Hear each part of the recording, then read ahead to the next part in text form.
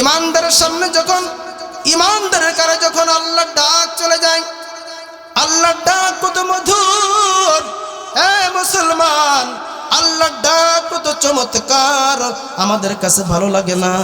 আল্লাহর পয়গম্বর ইব্রাহিম আলাইহিস সালাতু ওয়াস সালাম আল্লাহর ডাক যখন তার কাছে যাইত, আল্লাহর নবী আল্লাহর খলিল ইব্রাহিম আলাইহিস সালাতু ওয়াস সালাম উনি ছাগল চড়াইতো, বকরি চড়াইতো। কি করতো বলেন?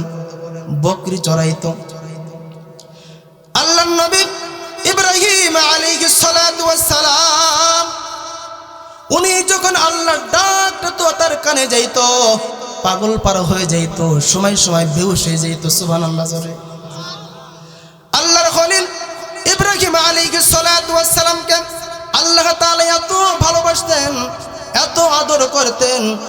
ফেরেশতারা একদিন আল্লাহর কাছে জিজ্ঞাসা করে, আল্লাহ, আপনার পয়গম্বর ইব্রাহিম খলিল তাকে আপনি এত ভালোবাসেন কেন? আল্লাহর কাছে যখন এই প্রশ্ন করলেন, ফেরেশতারা আল্লাহ বলেন, ও ফেরেশতারা, তোমরা তো জানো না আমার ইব্রাহিম খলিল আমাকে তো মোহাব্বত করে, এত স্নেহ করে, আমার সঙ্গে এত প্রেম হয়েছে, তোমরা জানো না। শুধু তাই নয়, ইব্রাহিম আলাইহিস সালাতু ওয়াস সালামকে আমি যত পরীক্ষা নিয়েছি, তত পরীক্ষায় আমার ইব্রাহিম খলিল গোল্ডেন প্লাস হয়েছে। সুবহানাল্লাহ জোরে। Golden plus. ফেরেশতারা বলতে থাকে, আল্লাহ তাআলা আপনি ইব্রাহিমকে ভালোবাসেন, আপনার ফেরানো হয়ে গেল ইব্রাহিম আলাইহিস সালাতু ওয়াস সালাম, আপনি তাকে বন্ধু হিসেবে গ্রহণ করে নিলেন, তাকে আপনি ভালোবাসলেন। ফেরেশতারা প্রশ্ন করলো, আল্লাহ তাআলা, এখন আমরা যারা আছি ফেরেশতারা, আমরা আপনার ইব্রাহিম খলিলকে একটু প্রশ্ন করতে চাই। কন্যা সুবহানাল্লাহ। একটু পরীক্ষা করতে চাই, যদি পরীক্ষায় পাশ করেন তাহলে আপনার বন্ধু থাকবে, আর যদি পরীক্ষায় পাশ না করে আপনার পয়গম্বর ইব্রাহিম খলিল আপনার বন্ধু থাকতে পারে না। আল্লাহ সুবহানাহু ওয়া তাআলা ফেরেশতাদেরকে ঘোষণা দিয়ে দিলেন, ও ফেরেশতারা, যাও যাও, আমার পয়গম্বর ইব্রাহিম খলিলকে তোমরা ডিরাই করো, তোমরা প্রশ্ন করতে থাকো। এর ভিতর থেকে জিবরাইল আলাইহিস সালাতু ওয়াস সালাম আল্লাহর পয়গম্বর ইব্রাহিম খলিলের কাছে চলে গেলেন। মানুষের রূপ ধরে, কিশোর রূপ ধরে, মানুষের রূপ ধরে চলে গেলেন। যে সালাম দিলেন, অনেক কথা হয়ে গেল। এ মুসলমান যুবক ভাইয়েরা আমার, দিনের কারণে কথাগুলো শোনো না ভাই। ও পর্দার মা বোনেরা, একটু খেয়াল করো, এই মাহফিল প্রতিদিন হবে না। এমন এই মাহফিলটা তোমার আমার জন্য নাজাতের জরি হতে পারে কি পারে না? এই মাহফিল আমরা আগামী বছর শুনতে পারি, নাও পারি। ইব্রাহিম আলাইহিস সালাতু ওয়াস সালামের সঙ্গে জিবরাইল আলাইহিস সালাতু ওয়াস সালাম কথা বলতেছেন, উঠা যাবে না, উঠা যাবে না, কথা বলতেছেন। কথা বলতে বলতে, এই যুবক, কথা বলতে বলতে জিবরাইল আলাইহিস সালাতু ওয়াস সালাম এমন একটা মধুর কণ্ঠে আল্লাহু আকবার, আল্লাহ করিম যখন আল্লাহর নামটা উচ্চারণ করেছে, বলেছে, ইব্রাহিম আলাইহিস সালাতু ওয়াস সালাম ছাগল চড়াইতেছিল, বকরি চড়াইতেছিল। আল্লাহর পয়গম্বর ইব্রাহিম আলাইহিস সালাতু ওয়াস সালাম জমিনে বেহুশ হয়ে পড়ে গেছে। কন্যা সুবহানাল্লাহ। বেহুশ হয়ে পড়ে গেছে। কিছুক্ষণ পরে হুঁশ হয়েছে। যখন হুঁশ হয়েছে, জিবরাইল আলাইহিস সালাতু ওয়াস সালাম জিজ্ঞাসা করতেছে, আল্লাহর পয়গম্বর ইব্রাহিম খলিল, আপনি কেন বেহুশ হয়ে পড়ে গেলেন? ইব্রাহিম খলিল জিবরাইলকে বলতেছেন, ভাই আমার আপতিক, আসলে তো জানে না জিবরাইল কথা বলে না কেন, জানে না। বলতেছে, পতিক রে, তুমি যখন আমার মাওলার ডাকটা নেছো, আমার আর সহ্য হয় নাই। যখন আমার আল্লাহর ডাকটা আমি শুনি, আমি পাগল পারা হয়ে যাই, আমি বেহুশ হয়ে গেছি। এই জন্য তো তা বলতেছেন, কিছুক্ষণ পরে বলতেছেন, আবার বলতেছেন আল্লাহু আকবার। কি বলতেছেন? এখন বলতেছেন ইব্রাহিম আলাইহিস সালাতু ওয়াস সালাম জিবরাইল আলাইহিস সালাতু ওয়াস সালামকে বলেন, জিবরাইল আরেকবার কি আল্লাহর নামটা নিয়ে যাবেন? জিবরাইল আলাইহিস সালাতু ওয়াস সালাম বলেন, ও ইব্রাহিম খলিল, নাম নিয়ে যাবে, কিন্তু হাদিয়া দিয়া লাগবে। কি দিয়া লাগবে? জোরে বলেন। হাদিয়া দিলে খুশি হন কি হন না? জামাইজন যখন একবার বছর একবার আসে, 5 কেজি মিষ্টি নিয়ে আসে, খুশি হন কিনা? আর যদি জামাই সপ্তাহে প্রত্যেক দিন আসে, সপ্তাহে একবার আসে, কয়বার? সপ্তাহে একবার আসে, মিষ্টি না নিয়ে আসে, শালি বেজার হয়, শ্বশুর বেজার হয়, শাশুড়িকে বড় বড় সালা বাড়াইছে, কথা কয় না কা, মিষ্টি নিয়ে আসে না। আল্লাহর পয়গম্বর ইব্রাহিম খলিল যখন বললেন, আপতি আরেকবার নামকে আমার মাওলা ডাকটা নিয়ে যাবে না? এখন জিবরাইল বললেন, নামটা আমি নিতে পারি, হাদিয়া দিয়া লাগবে। হাদিয়া তোমাকে দিয়ে দিলাম, হাজার হাজার বকরি আছেন, এই বকরি পাল থেকে তোমাকে আমি অর্ধেক দিয়ে দিলাম। কন্যা সুবহানাল্লাহ। কিন্তু পথিক আরেকবার কি আমার মাওলা ডাকটা নিয়ে যায় না? আমার সৃষ্টিকর্তার নামটা নিয়ে যায় না? যখন জিবরাইল আলাইহিস সালাতু ওয়াস সালাম আবার ডাক দিছে আল্লাহ, জোরে বলে যাবে না আল্লাহ? আর জোরে বলেন না আল্লাহু আকবার। জিবরাইল আলাইহিস সালাতু ওয়াস সালাম যখন আবার বলছে আল্লাহ, আবার ইব্রাহিম আলাইহিস সালাতু ওয়াস সালাম বেহুশ হয়ে গেছে। যখন হুশ হয়েছে, আবার ইব্রাহিম খলিল বলতেছে, ও পথিক আবার কি একটু বলা যাবে? আমার সৃষ্টিকর্তা আল্লাহর নাম একটু বলা যাবে? এখন জিবরাইল বলতেছেন, বলতে পারি, কিন্তু হাদিয়া দিয়া লাগবে। কি দিয়া লাগবে? ভাই পথিক রে, হাদিয়া দেব, কিন্তু এই বকরি পালের 1 ভাগ আপনাকে আমি দিয়ে দিচ্ছি, আর অর্ধেক ভাগ আছে, এটাও দিয়ে দিলাম। সুবহানাল্লাহ। জোরে 2 ভাগ দিয়ে দিলাম। আরেকবার বলা যাবে না আল্লাহু আকবার? ওই পথিক বলে আল্লাহু আকবার যখন বলেছে, ইব্রাহিম খলিল আবার বেহুশ হয়ে পড়ে গেল। যখন বেহুশ হয়ে পড়ে গেছে, যখন হোশ হয়েছে, এখন বলতেছে, পথিক রে আবার কি বলা যাবে না? একবার আল্লাহু আকবার, জোরে বলেন না আল্লাহু আকবার। এখন পথিক বলতেছেন, বলবো, এখন তোমার হাদিয়া দিতে হবে। আর কি আছে? জোরে বলেন আছে? এ যুবক মুরব্বী বাবার আমার, আর তো হাদিয়া নাই, আর তো বকরি নাই, ফুরাই গেল।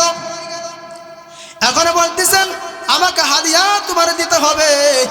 ইব্রাহিম খলিল তখন বলতেছেন, হাদিয়া আমি দিতে পারবো না, আর তো হাদিয়া নাই, কিন্তু আপনি যদি আরেকবার বলেন না আল্লাহু আকবার, একবার যদি আপনি বলতে পারেন, সারা জীবন আপনার বাড়ির কর্মচারী হয়ে থাকবো। জোরে বলা যাবেন আল্লাহু আকবার। জিবরাইল যখন মানুষের রূপ ধরে এই কথা বললেন যে আপনার আর হাদিয়া দেওয়া লাগবে না, আপনার হাদিয়া আর দেওয়া লাগবে না। আপনার যে হাদিয়াগুলো আমি নিয়েছি, 1 পাল ছাগলের পাল আমি নিয়েছি, এই 1 পাল ছাগলের পাল আপনাকে আমি দিয়ে দিলাম, আপনাকে টিরাই করলাম। আপনি আল্লাহর জন্য কত পাগল হয়েছেন। সুবহানাল্লাহ। এ মুসলমান যুবক ভাইরা আমার, আল্লাহ তাআলা বলেন, ইন্নামাল মুমিনুনাল্লাযীনা ইযা যুকিরাল্লাহ। মুমিনের 1 নাম্বার গুণ, যখন আল্লাহর ডাক তার কানে চলে যায়, এই কলবটা, অন্তরটা থরথর করে কাঁপতে থাকে। কন্যা সুবহানাল্লাহ। 2 নাম্বার হলাম, আল্লাহ পাক রব্বুল আলামিন বলেন, ওয়াইদা তুলিয়াত আলাইহিম আয়াতুহু যাদাতুহুম ঈমানা। মুমিনের 2 নাম্বার গুণ হলো, যখন তার সামনে কোরআন তেলাওয়াত করা হয়। কি তেলাওয়াত করা হয়? জোরে বলা যাবে না কি তেলাওয়াত করা হয়? আরো জোরে বলেন, কি তেলাওয়াত করা হয়? কোরআন তেলাওয়াত করা হয়, তখন ইমানদারের ইমানে বৃদ্ধি পেয়ে যায়। সুবহানাল্লাহ। জোরে এ মুসলমান, কি শুনলে ইমান বাড়ে? তো মুমিনের 2 নাম্বার গুণ হলো ওয়াইযা তুলিয়াত আলাইহিম আয়াতুহু যাদাতুহুম ঈমানা, যখন ঈমানদারের সামনে যখন কোরআন তেলাওয়াত করা হয় তখন একজন ঈমানদারের ঈমান বেড়ে যায়। কন্না সুবহানাল্লাহ। এ মুসলমান, এই মাদ্রাসায় কি পড়ানো হয় জোরে বলেন?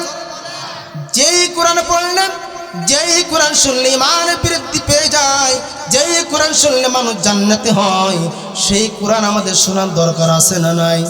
সেই কোরআনের পক্ষে থাকার দরকার আছে না নাই? যেইখানে কোরআন সেইখানে মুসলমানের কথা বলে না কেন?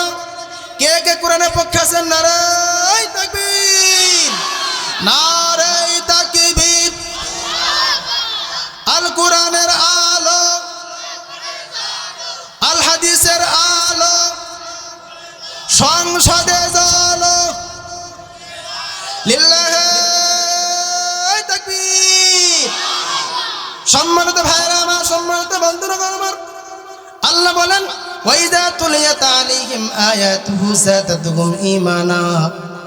আল্লাহ বলেন যখন ঈমানদারের সামনে কোরআন তেলাওয়াত করা হয় তখন ঈমানদারের ঈমান বেড়ে যায়। কন্না সুবহান। আমি আপনাদের কাছে প্রশ্ন করি, সম্মানিত ভাইরা আমার, পূর্বে 16 বছর আমরা কোরআন শুনতে পেরেছি, কথা বলে না কেন? কথা বলে না কেন? শুনতে পেরেছি। কোরআন শুনতে পারে নাই। যেইখানে কোরআনের তাফসীর হয়েছে, যেইখানে কোরআনের আলোচনা হয়েছে, কোরআনের মজমা হয়েছে, ওই মাহফিলের বিরুদ্ধে 144 ধারা জারি হয়েছে। জোরে বলেন। এ মুসলমান, আমরা কোরআন শুনতে পারি নাই, কোরআনের তাফসীর শুনতে পারি নাই। যেই কোরআন শুনলে মানুষ জান্নাতি হয়ে যায়, যেই কোরআন শুনলে মানুষ জান্নাতি হয়, মুমিন হয়, মুত্তাকিন হয়, কিন্তু আমরা সেই কোরআন শুনতে পারি নাই। যারা এই কোরআন শুনেছে, যারা কোরআন থেকে তাফসীর করেছে, তাদেরকে অ্যারেস্ট করে জেলখানার ভিতর ঢুকিয়েছে। শুধু তাই নয়, এই যুবক যারা কোরআনের তাফসীর করেছে, নাই বললে না, আল্লামা দেলাওয়ার হোসেন সাঈদী, কথা বলে না কেন? যারা কোরআনের তাফসীর শুনে, যারা কোরআনের তাফসীর শুনে ওলামায়ে কিরাম তাফসীর শিখেছে, তাফসীর বুঝেছে, সেই কোরআনের পাখিকে জেলখানার ভিতরে হত্যা করেছে। কথাকে ভুল বললাম নাকি? এখন থেকে আমরা কোরআনের পক্ষে থাকবো, পারবো তো ইনশাআল্লাহ। আগামী দেশ কোরআনের দেশ, কথা বলে না কেন? এই সমাজে যদি কোরআন আইন চলে, সংসদে যদি, পার্লামেন্টে যদি কোরআনের আইনটা চালু হয়ে যায়, তাহলে এই দেশে শান্তি আসবে কি আসবে না বলেন?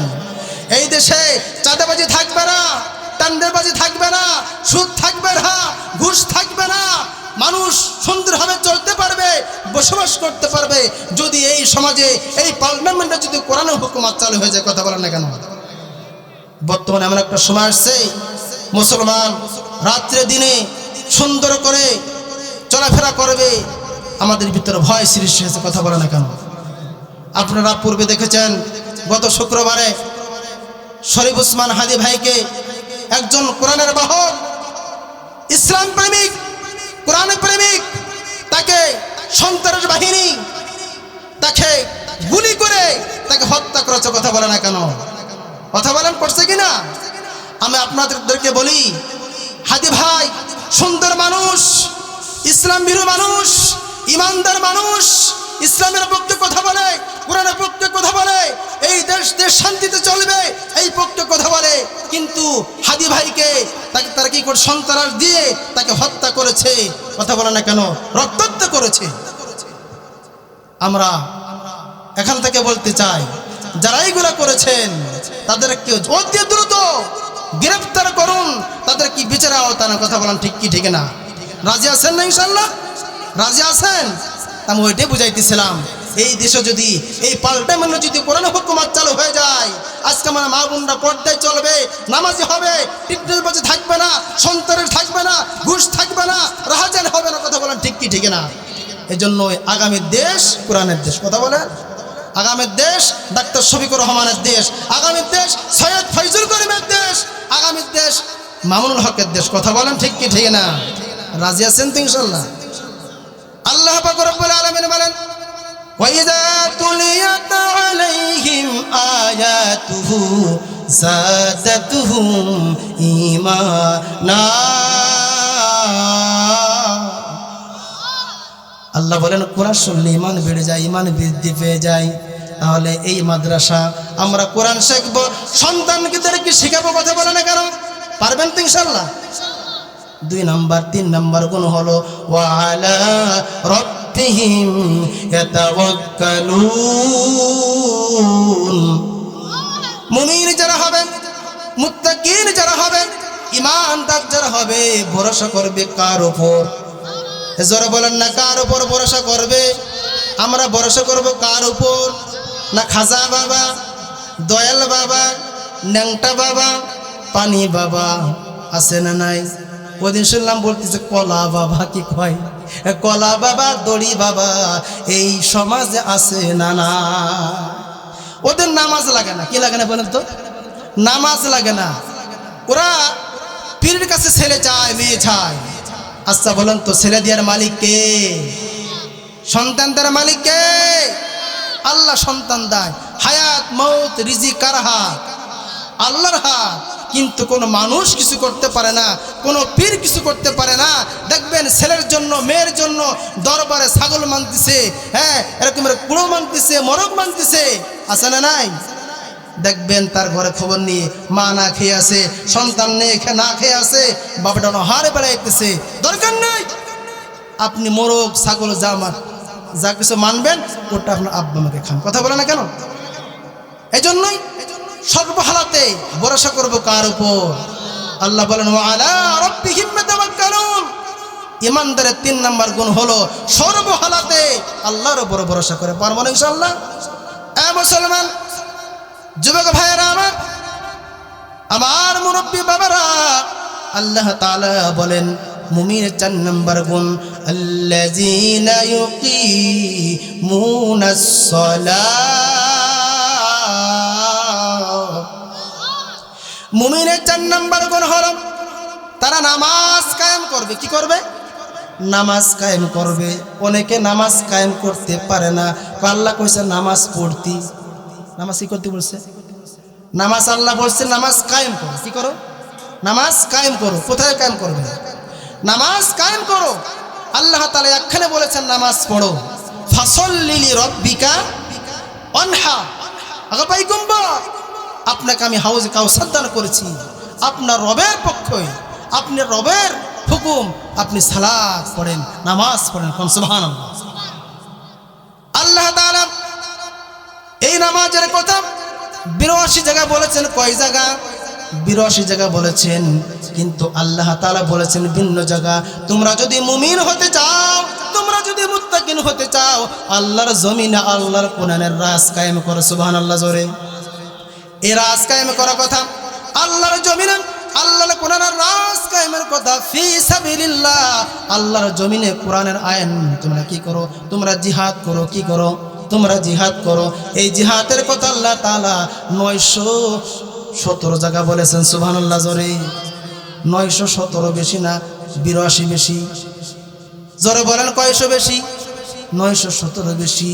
কিন্তু আমরা নামাজ যাও বা পড়ি, জিহাদের কথা শুনলেই দৌড়াইতে থাকি, কথা বলে না কেন? মুসলমান যুবক ভাইয়েরা আমার, জিহাদ অর্থ কি? আরবিতে বলা হয় জিহাদ, ইংলিশে বলা হয় টিরাই। কি করে? টিরাই করো। কিন্তু আপনি যদি চেষ্টা না করলে এই মাহফিল আসতে পেরেছি নাকি বলেন? এর নামও তো জিহাদ। এই যে কথা বলতেছি, চেষ্টা না করলে ভরতে পারতাম, এর নাম কি? জিহাদ। মুসলমান, আল্লাহ বললেন ওয়ায়ুকিমুনাস সালাহ, তোমরা নামাজ কায়েম করো, তোমরা নামাজ কায়েম করো। অনেক মুসল্লি আছে নামাজ পড়ে, কিন্তু তাগড়া তাগড়া 5টা ছেলে আছে, মেয়ে আছে, নামাজ পড়ে না, আছে না নাই? কিন্তু নামাজ শুধু নিজে পড়লে হবে না। আল্লাহ বলছেন ইয়া আইয়ুহাল্লাযীনা আমানু কু আনফুসাকুম ওয়া আহলিকুম নারা। আল্লাহ পাক রব্বুল আলামিন বলেন, হে ঈমানদারগণ, তোমরা নিজে জাহান্নাম থেকে বাঁচো আর তোমার আহল পরিবারকে বাঁচাও। তাহলে নিজে নামাজ পড়তে হবে, সন্তানকে নামাজের কথা বলতে হবে, তোমার মেয়েকে নামাজের কথা বলতে হবে, তোমার মেয়েকে পর্দার কথা বলতে হবে, তোমার মেয়েকে নামাজের কথা বলতে হবে, ছেলেকে নামাজের কথা বলতে হবে। কথা বলে না কেন? অনেক হাজির সাহেব আছে, অনেক পীরের মুরিদ আছে, সুবহানাল্লাহ আলহামদুলিল্লাহ, সকাল সন্ধ্যায় জিকির ঠিকই ঠিক আছে, কিন্তু মেয়ে বেপরদায় মার্কেটে যাইতেছে, আছে না? না কেন? এজন্যই নামাজ কায়েম করো। এই দেশে যদি নামাজের বিলটা পার্লামেন্টে পাশ হয়ে যায়, আমি আপনি যতই বয়ান করি কাজ হতেও পারে, নাও পারে। আর যদি পার্লামেন্টে নামাজের এই বিলটা পাশ হয়ে যায়, সংসদে যদি নামাজের বিলটা পাশ হয়ে যায়, পর্দার বিলটা পাশ হয়ে যায়, আগামীকাল থেকে বেনামাজি থাকবে? জোরে বলেন, থাকবে? থাকবে না। তো 4 নম্বর গুণ হলো ওয়াকিমুনাস সালাহ, মুমিনের 4 নম্বর গুণ নামাজ কায়েম করা। সুবহানাল্লাহ জোরে। আর 5 নম্বর হলো ওয়ামিম্মা রাযাকনাহুম ইউনফিকুন।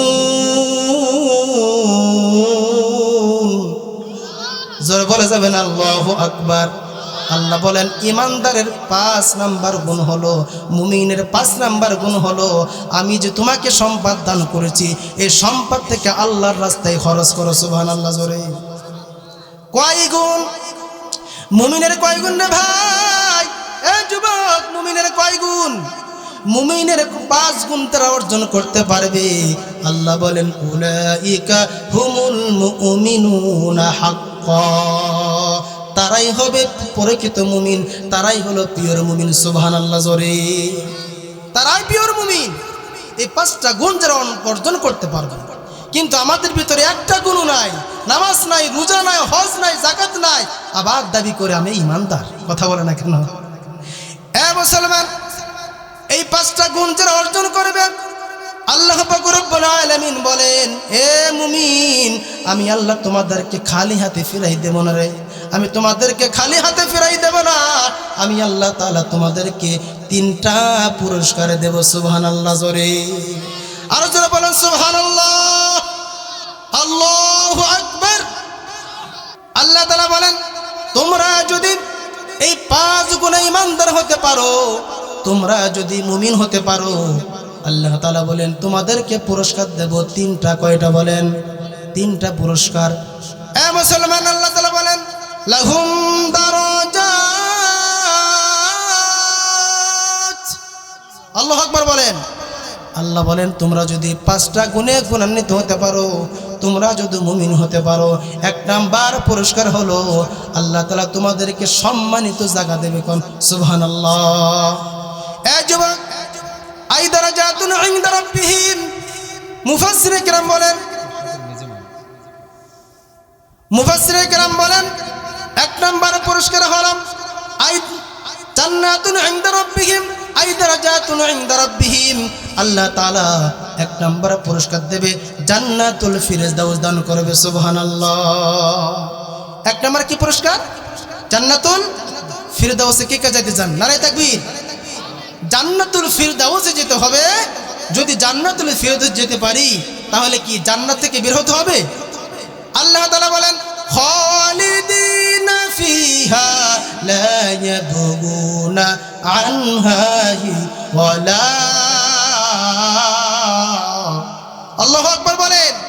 আল্লাহ বলেন তোমাদেরকে এমন জান্নাত দেব, জান্নাতুল ফিরদাউস, শ্রেষ্ঠ জান্নাত, দামি জান্নাত। ওই জান্নাতে ঢুকবা আর বের হতে হবে।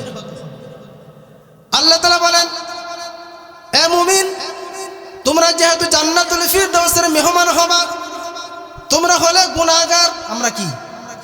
আমরা গুনাহগার। জান্নাত কি পবিত্র না অপবিত্র? জোরে বলেন। জান্নাত পবিত্র না অপবিত্র? জান্নাত হলো পবিত্র।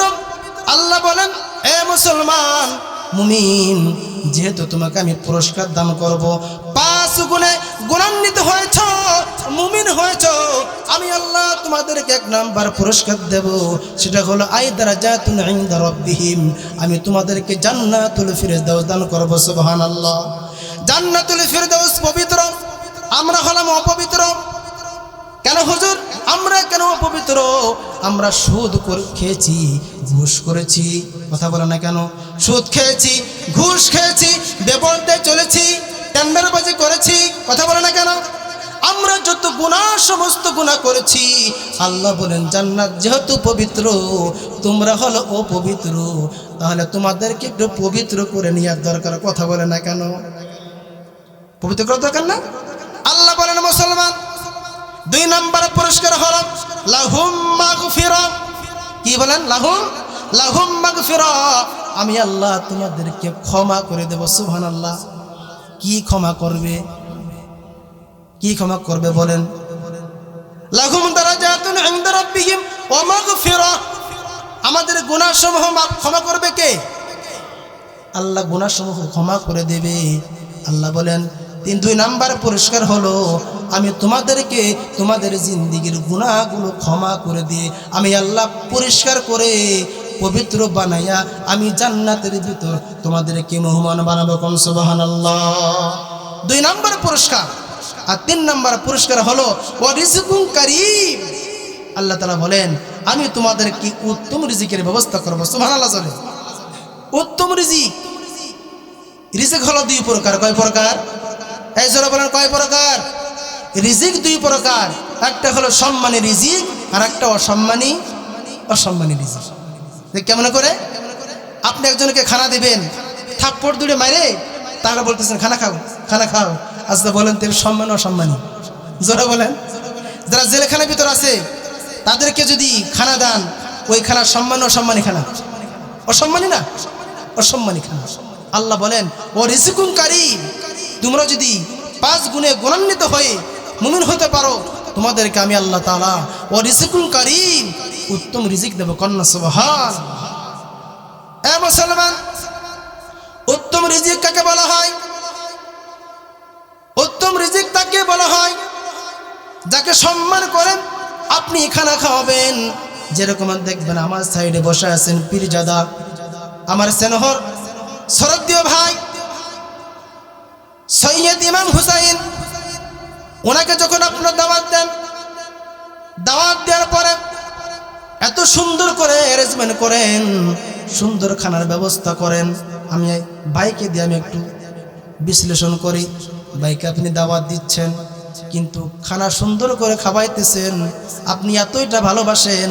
মহিলা একটা মোরগ জবাই করেছে। কয়টা মোরগ? একটা মোরগ জবাই করেছেন। করার পরে বলতেছেন এই ছেলে মেয়েকে কাউকে দেওয়া যাবে না, কাউকে দেওয়া যাবে না। আমার ইমাম সাহেব আসবে, ইমাম হুসাইন আসবে, তাকে শুধু খাওয়াবো। তারপরে যদি একটু বাঁচে আমরা খানা খাবো, নচেত খাবো না। ইমাম সাহেব যখন চলে আসছেন, এক বাড়িতে সমস্ত মাংসগুলো রেখেছেন। রাখার পরে এখন ওই যে মুরব্বী এতটাই স্নেহ করে 2টা রানী হুজরি প্লেটে দিয়ে দিয়েছে। এখন মুরব্বী মানুষ আবার চামচ নড়াইতেছে, বলতেছে ও খালেকের মা, রান আর 8টা কো। কি কয়? রান আর 8টা কো। পর্দা থেকে বলতেছেন রান তো হুজুরকে 2টা দিয়ে দিছি। এতটাই ভালোবাসে, এতটাই সম্মান করে, এতটাই স্নেহ করে, রান 2টা দিয়ে দিছে, তারপর আর 8টা খুঁজতেছে। কথা বলে না কেন? এটা সম্মানী না অসম্মানী? আপনি বিয়ের দাওয়াত দিয়েছেন হুজুরকে, সমস্ত মানুষ বিয়ের অনুষ্ঠানে আসছে, সকলেই খানা খাইতেছে, যে খায় সেই 10,000 টাকা 5,000 টাকা দিতে চলে যাইতেছে। কিন্তু ইমাম সাহেব খানা খেয়েছে। ইমাম সাহেব খানা খাওয়ার পরে খানা খায় চলে যাইতেছে। বাড়ির মালিক ডেকে বলতেছে ইমাম সাহেব আপনি কি খানা খেয়েছেন? ও খানা খেয়েছি। সত্য না মিথ্যা? অবশ্যই খেয়েছি। বল হুজুর আসেন, হুজুর আসেন। দেখবেন হুজুর খানা খেয়ে যায়, আবার হাতের টাকা মুসলো করে দেয়। কথা বলে না কেন? দুনিয়ার সমস্ত মানুষ খানা খেয়ে টাকা দিয়ে যায়, আর ইমাম সে পেট ভরে খানা খেয়েছে, তারপরে হুজুর আর খান, একটু মিষ্টি খান।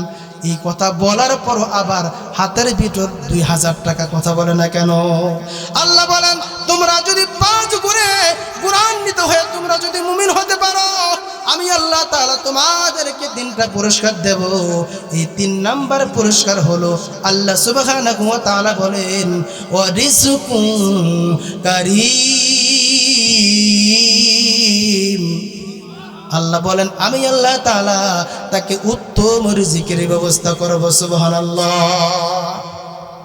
এজন্যই আমাদের সকলের ইমানদার হতে হবে। আজকে আমরা আলোচনা শুনেছি, ইমানদার হতে হলে কয়টা গুণ লাগবে বলুন তো ভাই? জোরে বলেন। 5টা গুণ লাগবে।